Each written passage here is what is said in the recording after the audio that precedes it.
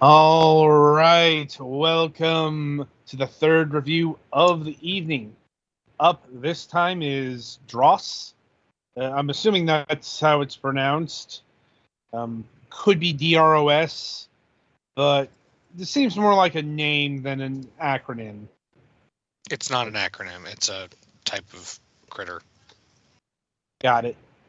Um, it's just it's like in all caps here, so sometimes that's standing in for something.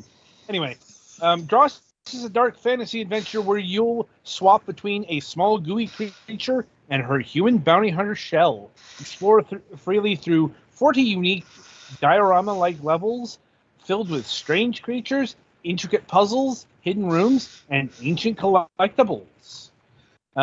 So this game was given to us on the Nintendo Switch for review. So over to the Galax for the details. Unfortunately, I was not able to get super far in this game, but I can give you my reviews of the first part of it at least. So at the beginning of the game, there's this tower that was set up by an alchemist, and people are disappearing into it. Your first playable character is Little Dross, which is an escaped lab subject from inside the tower. And the other one is the captain, who's a bounty hunter who arrives at the tower and wants to try to find someone inside it, it seems like, although you don't get super specific. I mean, so one of the things this game does is you gain lore that goes into your journal over the course of it. And it's a decently long game, and I didn't get super far, so I didn't get a lot of it. And you can get lore on different topics. You having trouble there, Patty? It's not liking to use my controller. Which is bad. I would definitely recommend a controller for this, if only for like easier camera controls, I guess. Although the controller button mapping is a little bit awkward for reasons.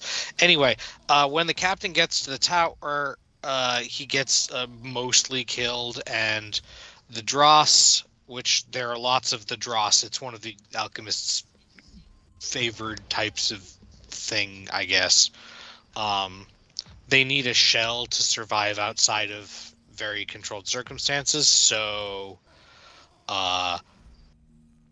the little dross gets in the captain's armor and helps put him back together and can heal him using the resource of those little yellow orbs, which are called Prima or Prima.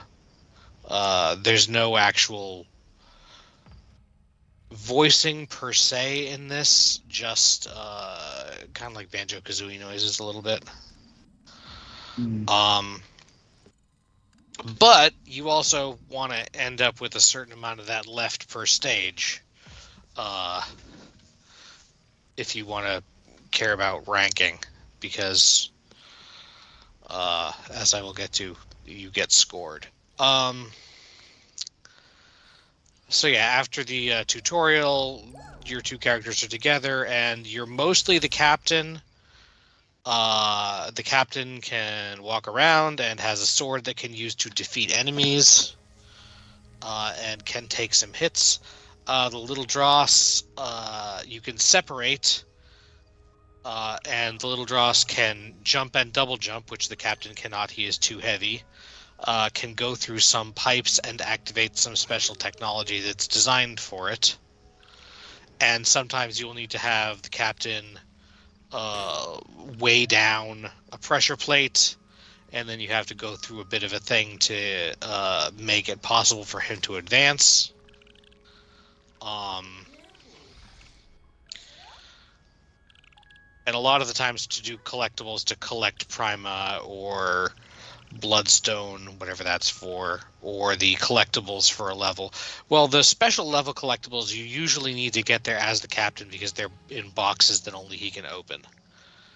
Because Little Dross is little.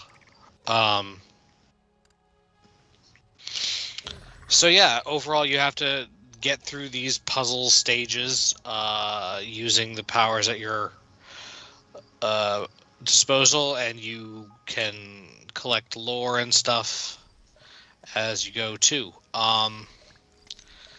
As for the controls, once you get through the tutorial, your controls are mostly left trigger heals you, right button separates, but I think you probably can't do that until you get to that point of the tutorial, so don't hurry up on that.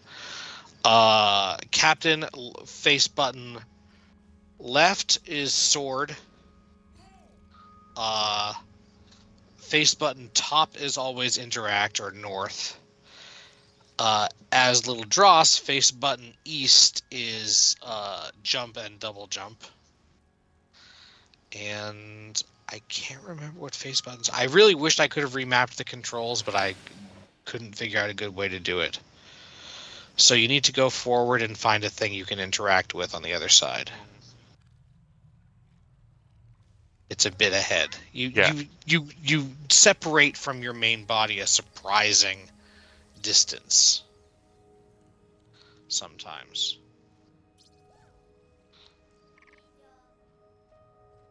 I kind of wish they were a little closer because it's hard to tell how far I'm supposed to go. There are some times where the game could use a little bit more direction on exactly what you're supposed to do, I think. Or at least let me roll the camera down so I can see a little farther in front of me. Yeah, that's another thing. You can only really rotate the camera. You can't do too much with Y. So that one is sealed. You got to find a different pipe.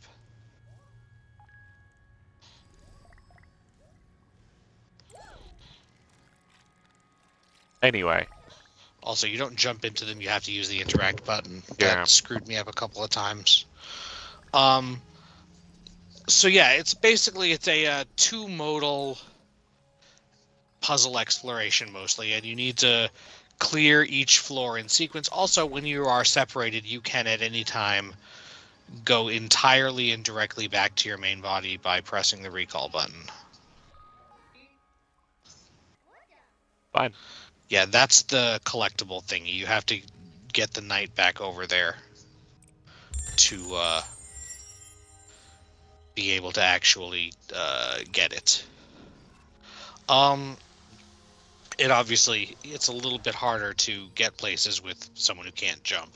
Also, the DROS is capable of seeing things that the captain can't, such as little lines that tell you what devices switches are connected to or what direction the switch is for a device. It can also see invisible platforms sometimes, although that doesn't start until the second level. So yeah, that's the kind of stuff you deal with. I presume it elaborates on the puzzles further on, although if it doesn't, that'll drop down my estimation of the game a bit.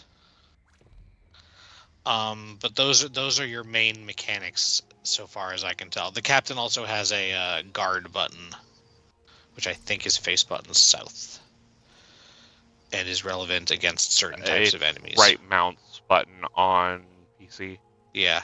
Pettyfan is playing with keyboard and mouse, which I kind of don't recommend, but it's what actually is working for him, so... Yeah, it's not wanting to read my PS5 controller, and I don't feel like digging around for my Xbox controller. I mean, keyboard and mouse wasn't even available.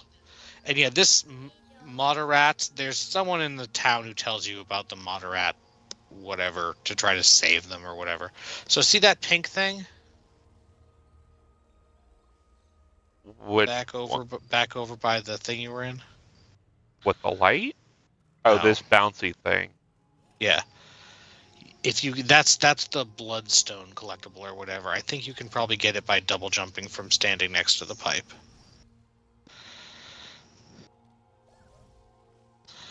Double jumping is also a little bit tricky because the two jumps are not the same.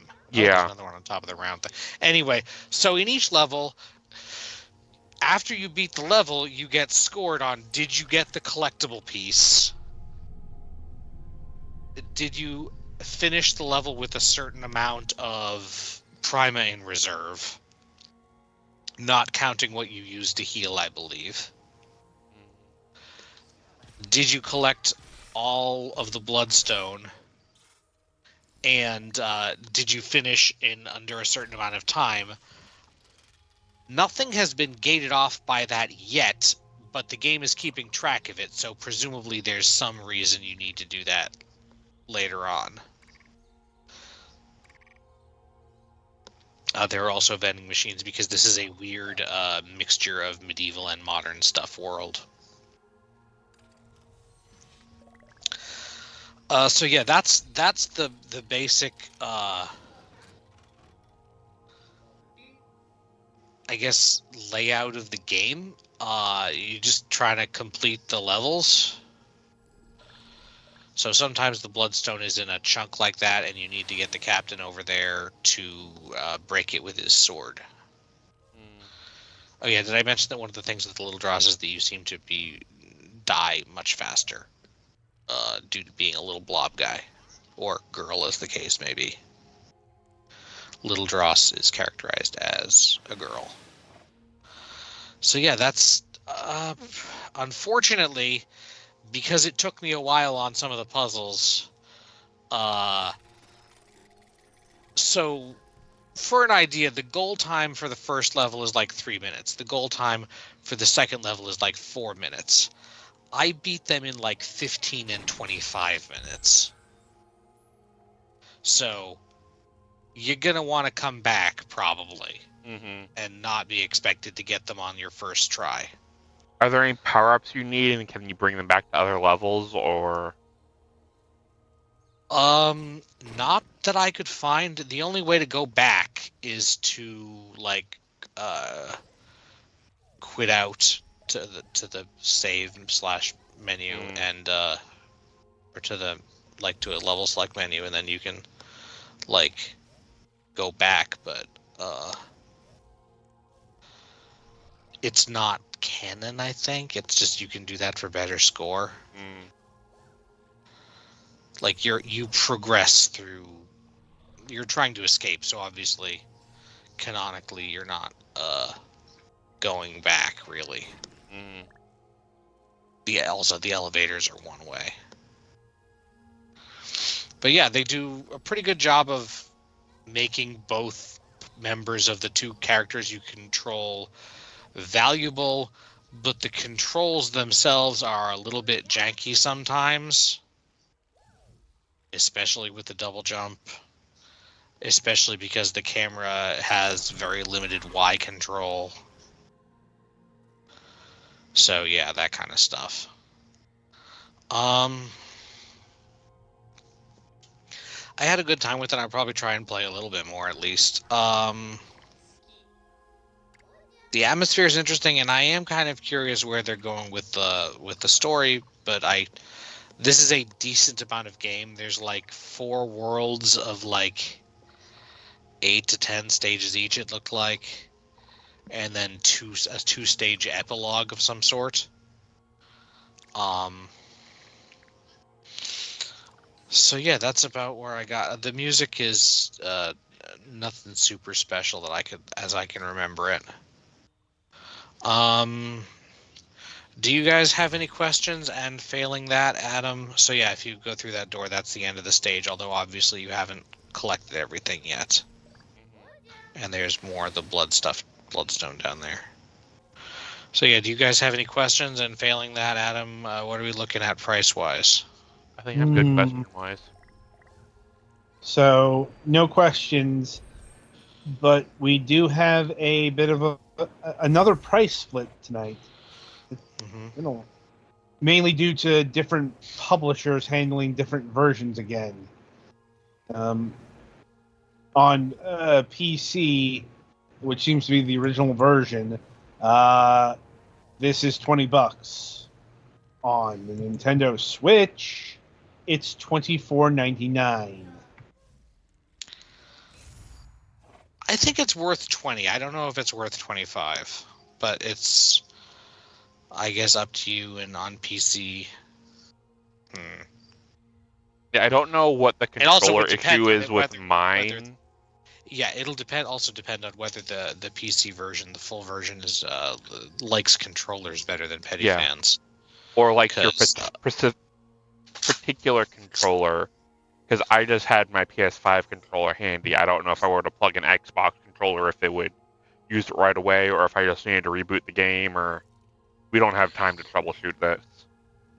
yeah, even if it's keyboard and mouse enabled, I would not recommend it.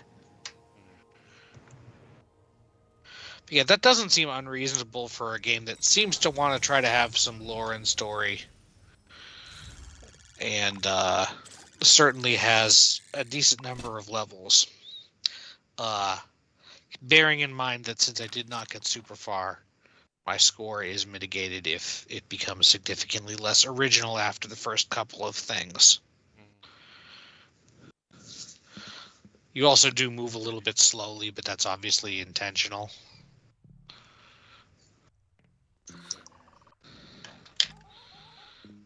So yeah, that's I think about what I got. Yeah, and in between levels you get these interludes with the alchemist and his staff, which is mostly made up of dross.